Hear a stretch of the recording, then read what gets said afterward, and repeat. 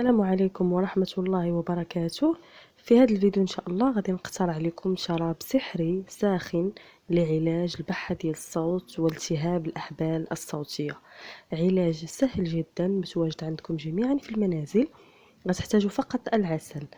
ما غاديش نقول لكم العسل الحر، انما اي عسل عندكم في الدار، المهم عسل سكري او العسل الحر، عسل ليمون، اي عسل عندكم في الدار غادي يقضي الغرض.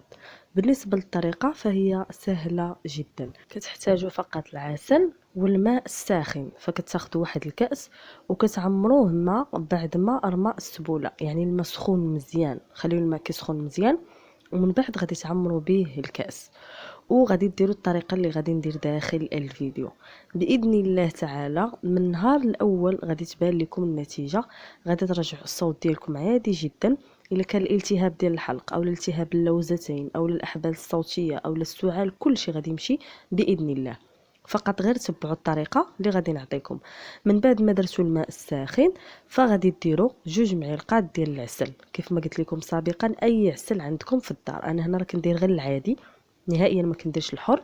مهم وانتم كان عندكم الحر فراه احسن. المهم اي عسل وكتذوبوه في هذا الكاس ديال الماء الساخن، كتشربوه ليلا. هذه الطريقه اللي غادي ناكد عليكم انكم كتشربوا هذا الشراب بالليل وكتنعسوا، يعني خصكم تكونوا سخان مزيان.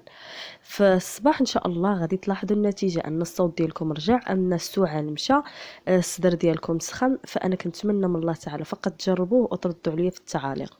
وصفة سهلة جدا ومتواجدة عندكم جميعا في المنازل، وبإذن الله تعالى النتائج ديالها غادي تصدمكم. كنتمنى من الله تعالى نكون فدتكم. لقاء فيديو قادم بإذن الله، والسلام عليكم ورحمة الله وبركاته.